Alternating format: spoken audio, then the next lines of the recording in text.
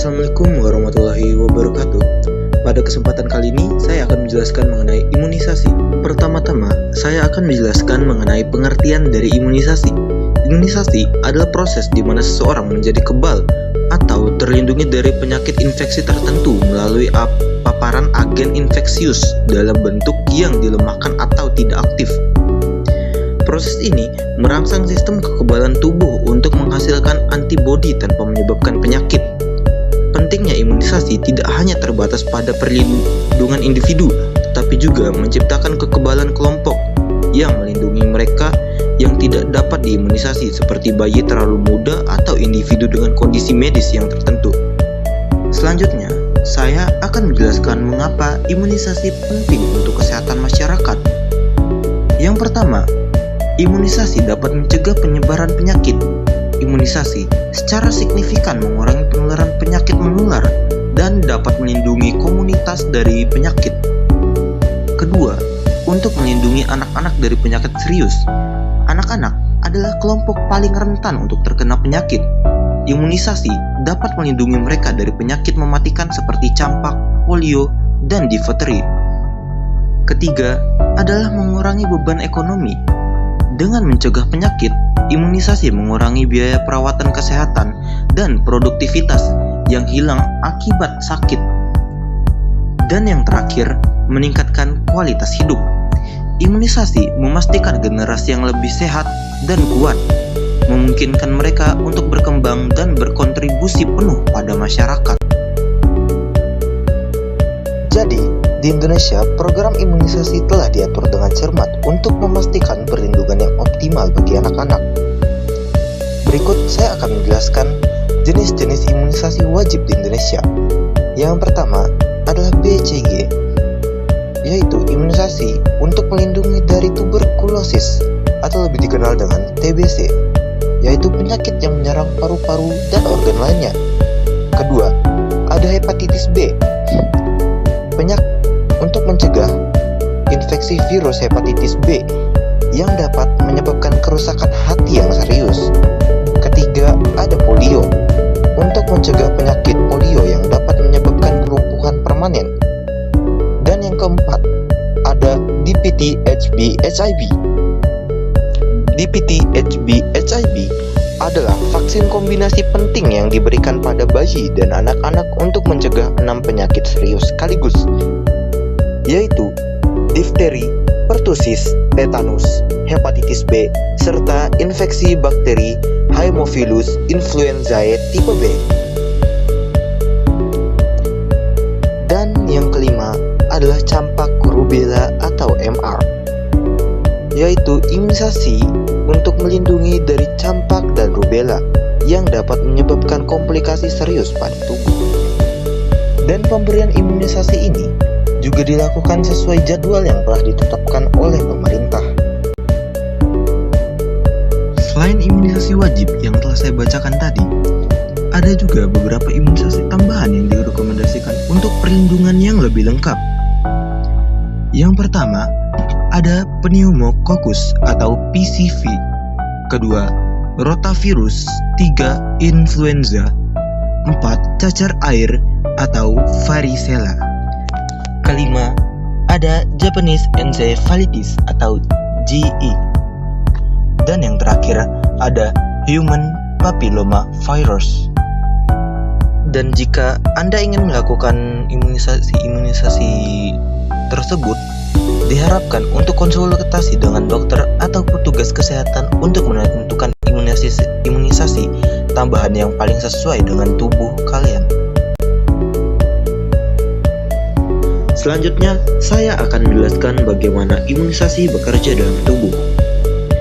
Ketika vaksin disuntikan ke dalam tubuh, ia mengandung versi virus atau bakteri yang telah dilemahkan atau tidak aktif ataupun hanya fragmen kecil dari mereka. Sistem kekebalan tubuh kemudian mengenali antigen ini sebagai ancaman dan mulai memproduksi antibodi khusus untuk melawannya. Proses ini menciptakan memori dalam sistem kekebalan, sehingga jika tubuh terpapar patogen yang sebenarnya di masa depan, ia dapat merespon dengan cepat dan efektif untuk mencegah penyakit tersebut. Pada slide 1 ini, saya akan memberitahukan mengenai mitos dan fakta seputar imunisasi. Untuk mitos dan fakta yang pertama, ada mitosnya beberapa orang percaya bahwa imunisasi dapat menyebabkan autisme. Padahal, menurut penelitian ilmiah ekstensif telah membuktikan tidak ada hubungan antara imunisasi dan autisme. Untuk mitos dan fakta yang kedua adalah beberapa orang percaya bahwa vaksin mengandung zat yang berbahaya. Faktanya sendiri bahwa semua bahan dalam vaksin telah melalui pengujian ketat dan dinyatakan aman dalam dosis yang digunakan. Dan untuk mitos dan fakta yang terakhir, beberapa orang pun percaya bahwa kekebalan alami lebih baik dari kekebalan dari vaksin. Meskipun kekebalan alami dapat terjadi, namun risikonya jauh lebih tinggi dibandingkan dengan kekebalan yang didapat dari vaksin itu sendiri. Jadi catatan pentingnya adalah untuk selalu dapat membedakan antara informasi yang benar dan mitos, dan selalu pastikan informasi yang kita dapatkan itu berasal dari sumber yang terpercaya. Selanjutnya, saya akan menjelaskan mengenai tantangan dalam pelaksanaan program imunisasi. Tantangan yang pertama adalah aksesibilitas geografis. Sulitnya menjangkau daerah terpencil untuk distribusi vaksin dan pelaksanaan imunisasi membuat daerah seperti Papua kurang dari 70% masyarakatnya yang diimunisasi akibat masalah aksesibilitas geografis tersebut. Untuk tantangan selanjutnya adalah keraguan terhadap vaksin. Tantangan yang satu ini berhubungan juga dengan slide yang sebelumnya, yaitu meningkatnya penyebaran informasi yang salah atau hoax dan kurangnya kepercayaan terhadap vaksin itu sendiri. Selanjutnya adalah logistik dan penyimpanan. Memastikan rantai dingin vaksin tetap terjaga dari produsen hingga titik layanan sangatlah susah. Dan yang terakhir adalah pendanaan dan sumber daya. Keterbatasan anggaran dan tenaga medis terlatih untuk menjamin cakupan yang luas. Dan juga untuk mengatasi tantangan ini, kita memerlukan kerjasama dari berbagai sektor, bukan hanya dari satu sektor saja. Dan juga kita membutuhkan inovasi yang berkelanjutan. Pada slide satu ini, saya akan memberikan solusi dan upaya peningkatan cakupan imunisasi. Yang pertama, ada edukasi dan sosialisasi. Kita dapat meningkatkan pemahaman masyarakat tentang manfaat imunisasi dan mengatasi mitos. Selanjutnya adalah memperluas akses. Kita dapat mengembangkan posyandu, puskesmas keliling, dan kemitraan dengan sektor swasta. Kemudian, inovasi dan teknologi. Pemanfaatan teknologi informasi untuk monitoring data dan manajemen rantai dingin. Dan yang terakhir adalah kemitraan multisektoral. Dengan cara melibatkan pemerintah, swasta, organisasi non-pemerintah, dan komunitas lokal, bukan hanya bergantung pada sektor kesehatan saja.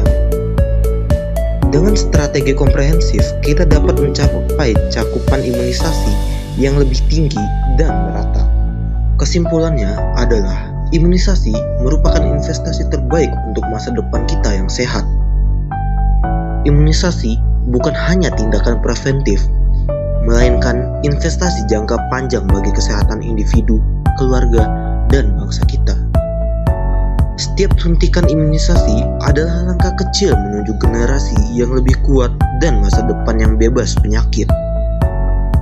Mari bersama-sama mendukung program imunisasi untuk menciptakan dunia di mana setiap anak memiliki kesempatan untuk tumbuh sehat dan bahagia. Sekian dari saya. Terima kasih. Wassalamualaikum warahmatullahi wabarakatuh.